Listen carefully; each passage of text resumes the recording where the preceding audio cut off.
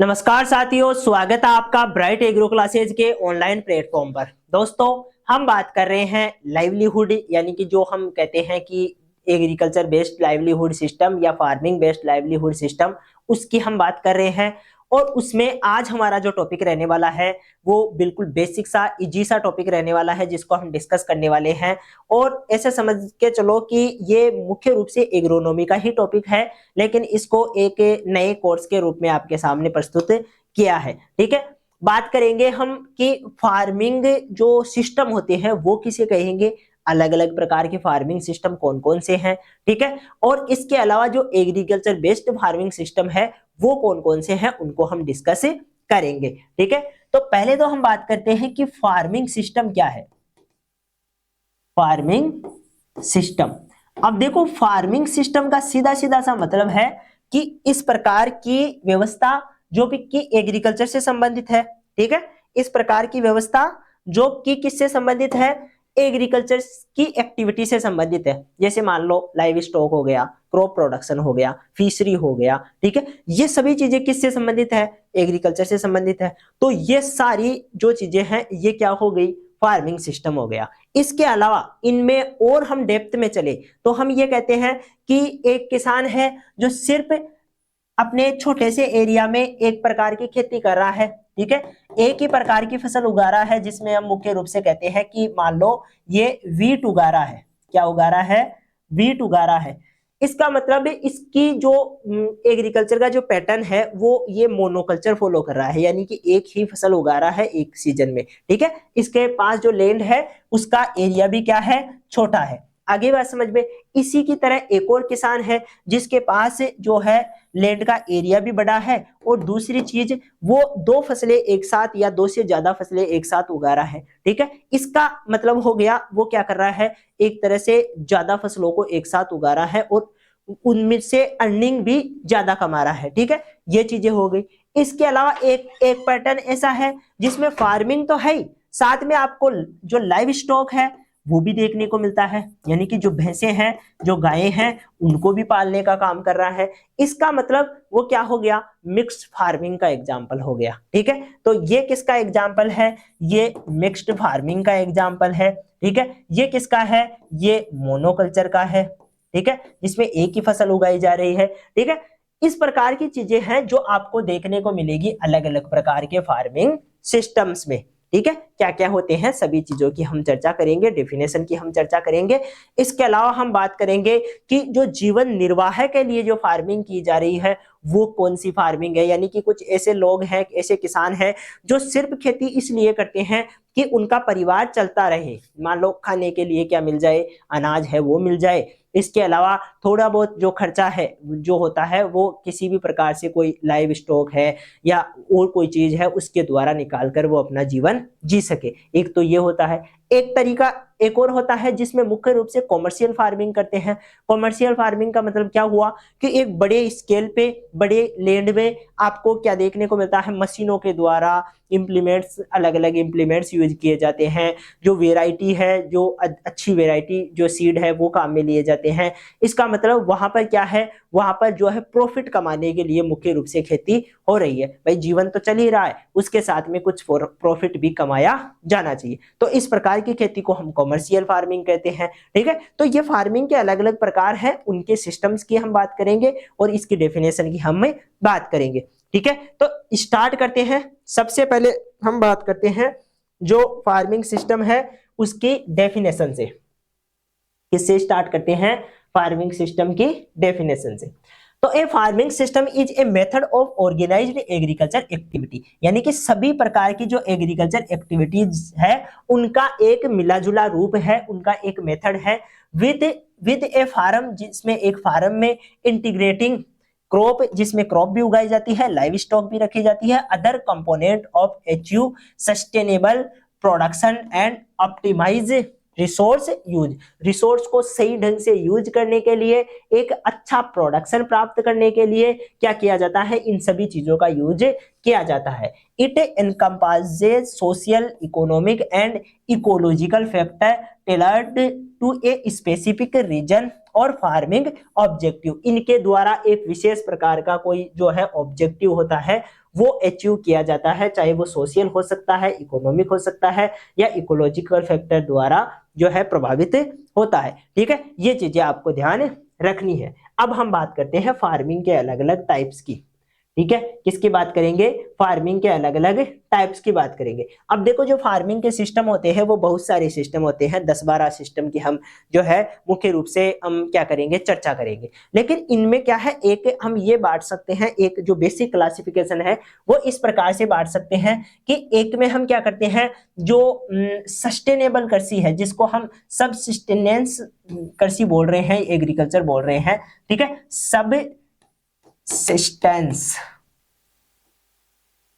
ये है। इसमें क्या है, सिर्फ किसान अपना जीवन यापन कर रहा है, अपने जीवन के लिए जो आवश्यक चीजें हैं वो खेती से ले रहा है, बाकी उसको एक्स्ट्रा प्रॉफिट कुछ नहीं कमाना है, नॉर्मल अपना जीवन जिया जा रहा है। इस प्रकार की खेती होती है। एक में प्रॉफिट के लिए खेती की जा रही है, उसको हम कॉमर्शियल खेती कहते हैं।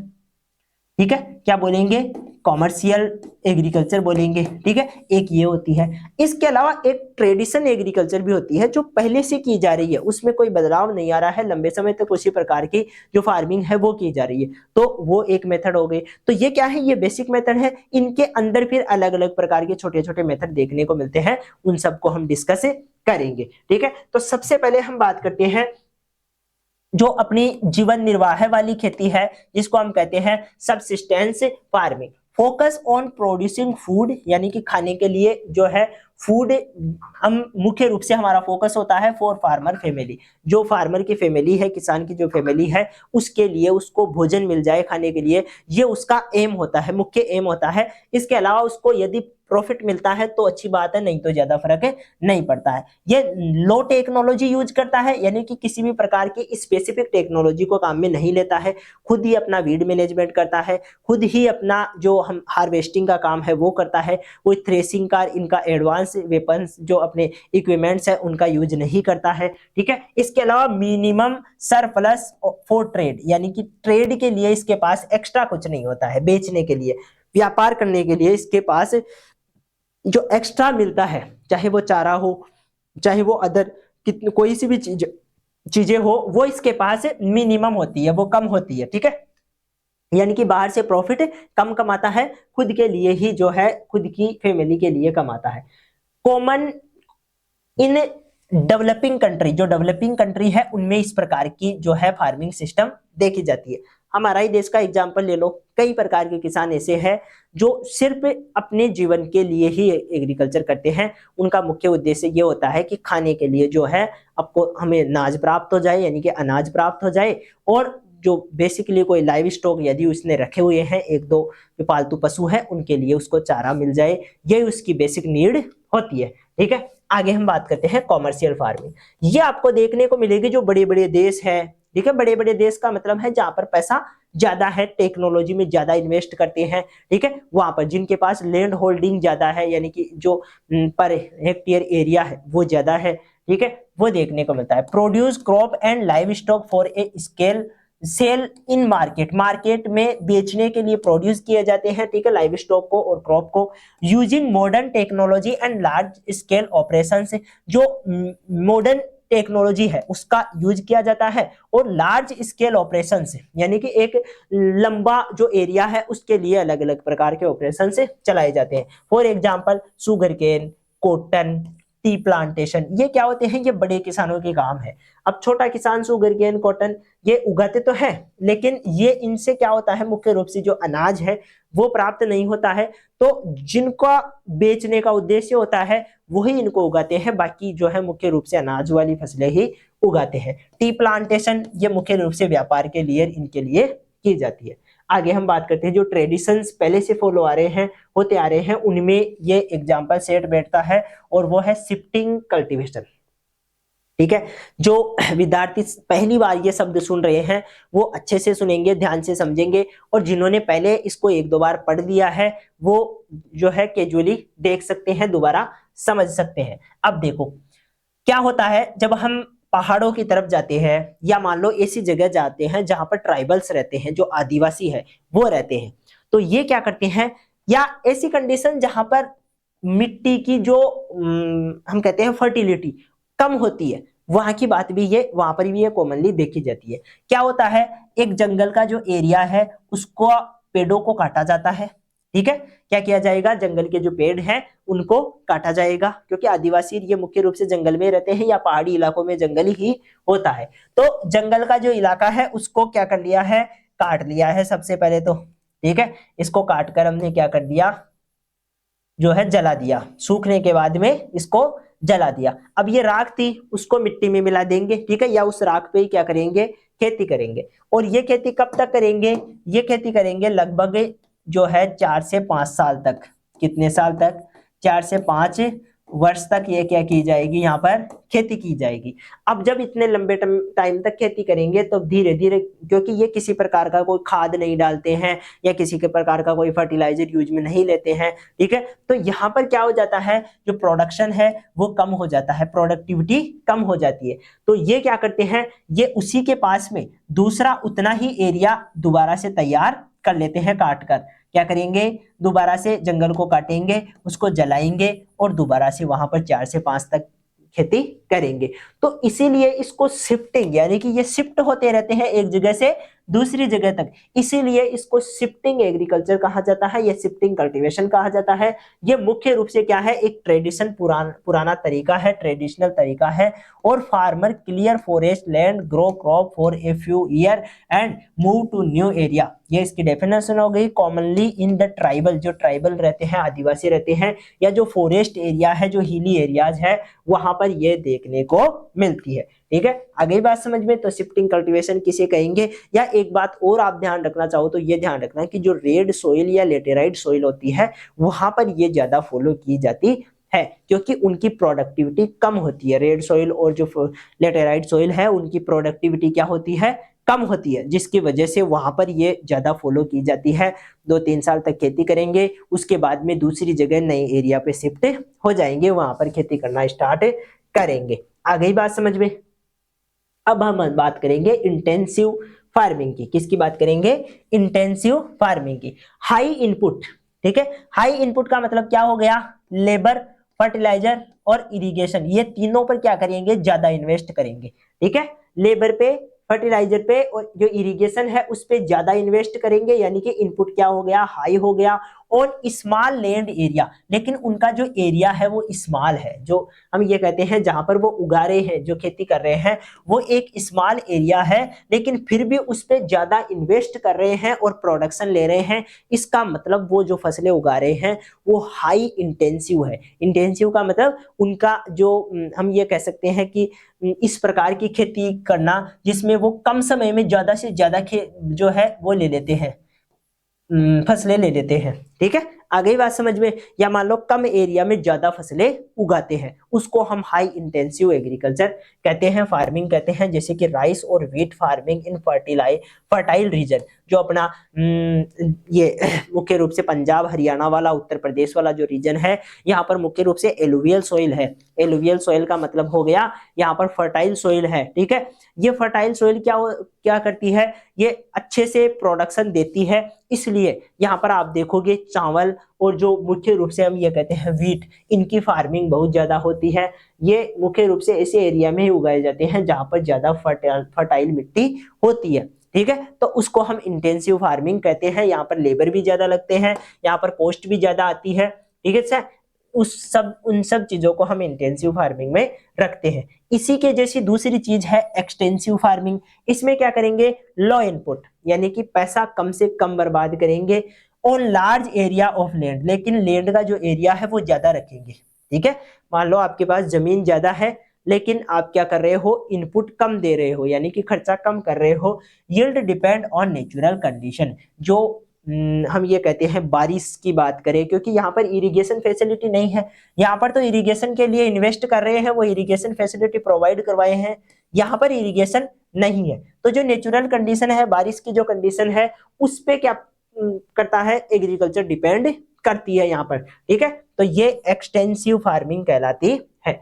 Common in region with spare population. Spare का मतलब होता है जहां पर वाइटल पॉपुलेशन होती है, वाइटल यानी कि कम, जो घनत्व होता है पॉपुलेशन का वो कम होता है वहां पर ये, अरे ज्यादा एरिया तभी तो मिलेगा जब कम पॉपुलेशन रहेगी। जैसे पश्चिमी राजस्थान की बात करें तो वहां पर पॉपुलेशन कम है, एरिया बहुत ज्यादा है, इसलिए लोग बहुत दूर दूर तक क्या उगाते हैं, बाजरा उगाते हैं, ये उगाते हैं, ठीक है। 100-100 बीघा जमीन होती है उनके पास, तो ये चीज देखने को मिलती है। अब इसी चीज को हम कंपेयर करें दिल्ली वाले रीजन से या मुंबई वाले रीजन से, या मान लो जहां पर जो जयपुर वाला रीजन जो शहरी रीजन है उससे कंपेयर करें, तो वहां पर इतनी जमीन नहीं होती है, लोगों के पास कम जमीन होती है, उसी में वो ज्यादा इन्वेस्ट करके कमाते हैं, ठीक है।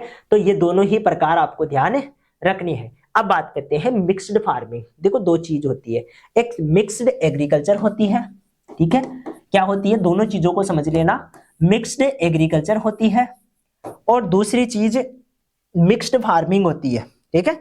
दोनों ही चीजों को अच्छे से समझना है आपको, यहां पर बताते हैं। एक होती है मिक्स्ड एग्रीकल्चर, क्या होती है, मिक्स्ड एग्रीकल्चर, और एक होती है mixed farming.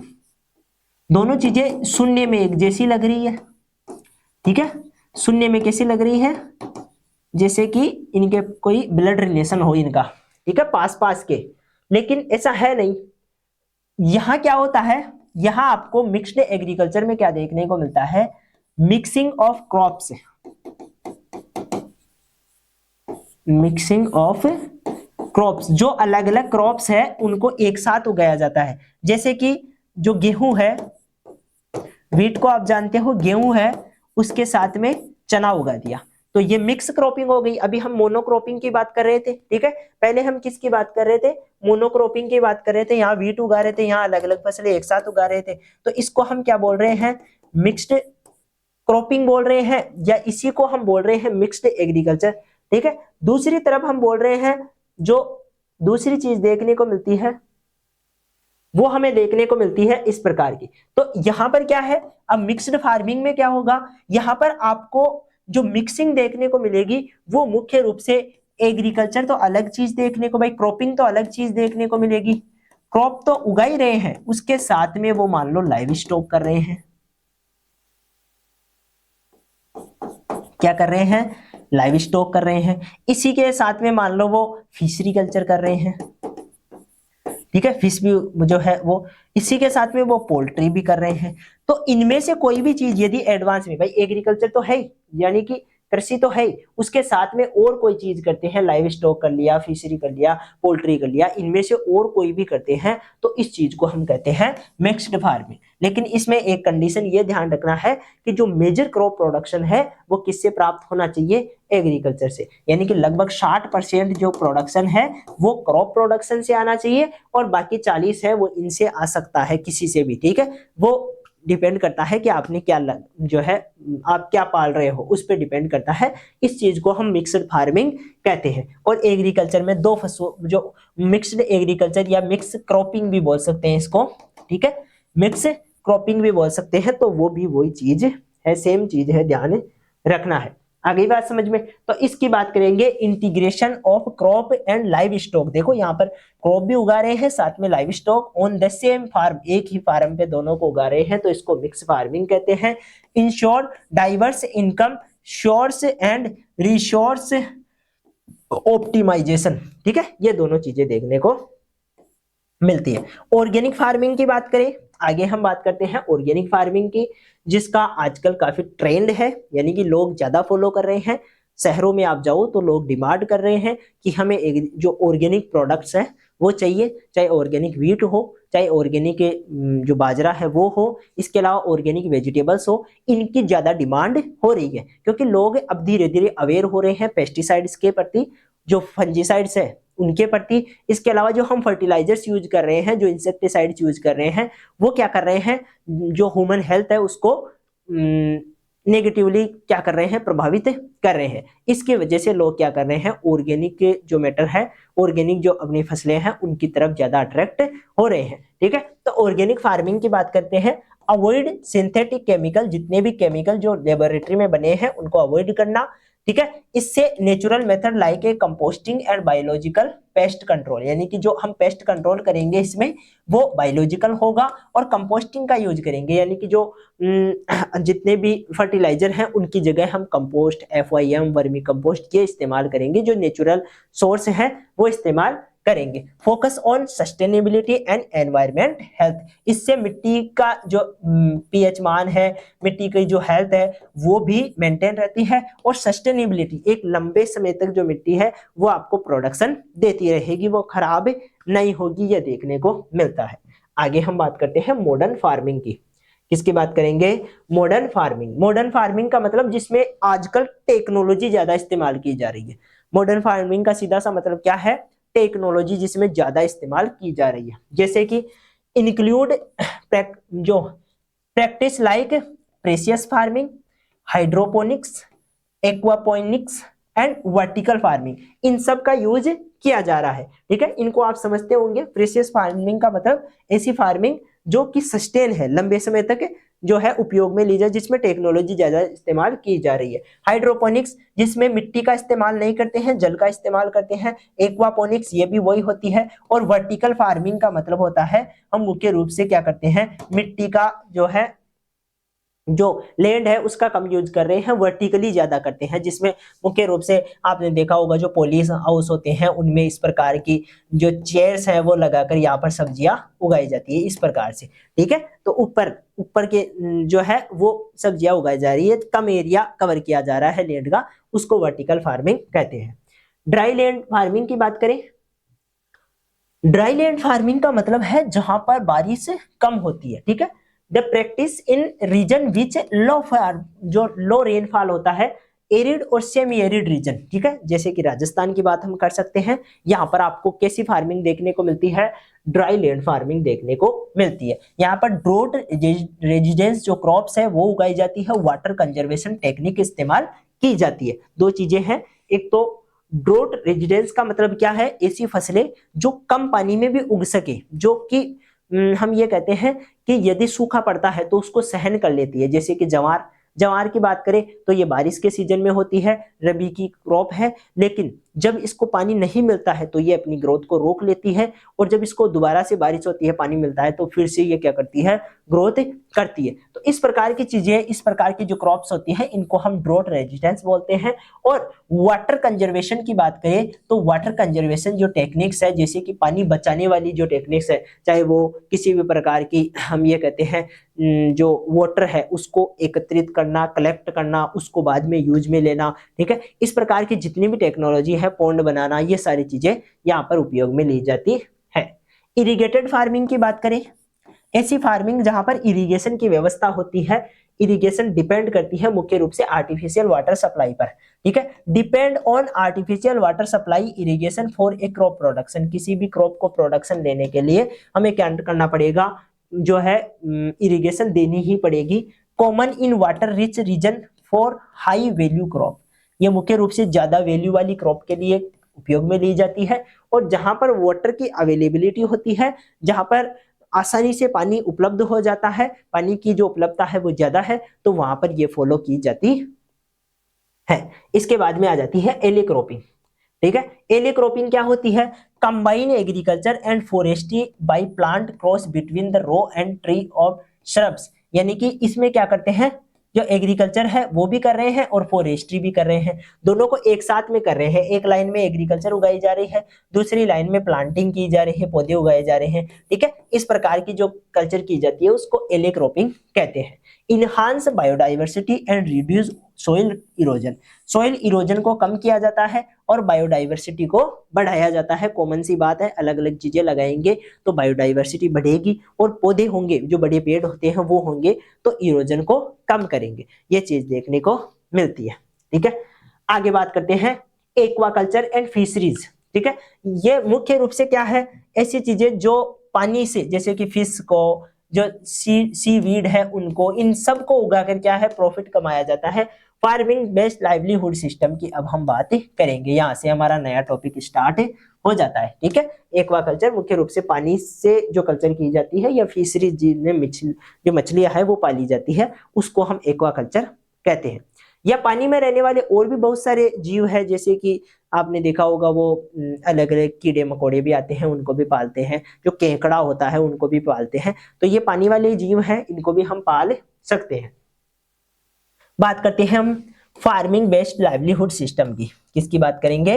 Farming based livelihood system की। A farming based livelihood system refer to the livelihood approach where individual और community primarily depend on agriculture relative activity sustain their lives। अपनी जिंदगी को बनाए रखने के लिए जो लोग मुख्य रूप से एग्रीकल्चर पे डिपेंड रहते हैं या उससे रिलेटेड कोई भी एक्टिविटी करते हैं, तो वो उनका जीवन जो आजीविका का जो साधन है वो फार्मिंग बेस्ड लाइवलीहुड सिस्टम कहलाता है। ठीक है, ये डेफिनेशन हो गई। आगे हम बात करते हैं this system integrated crop production. इसमें आपको क्रॉप प्रोडक्शन भी देखने को मिलता है, लाइव स्टॉक भी देखने को मिलता है, इसके अलावा एग्रो फॉरेस्ट्री, एक्वाकल्चर और other allied activity of maximise income, ensure food security and improve the quality of life rural areas. जो रूरल एरियाज है उनमें जो लाइफ की क्वालिटी है उसको बढ़ाने में ये काम करते हैं, क्योंकि जब हम अलग अलग चीजें करते हैं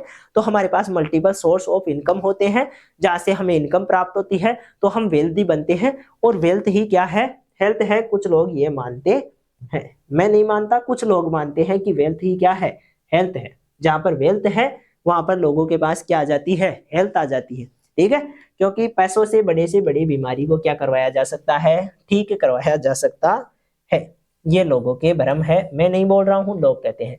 की feature of farming based livelihood system, यानी कि फार्मिंग बेस्ड जो लाइवलीहुड सिस्टम में कुछ चीजें हैं जो की पॉइंट्स हैं, उनको हम देख लेते हैं क्या क्या होते हैं।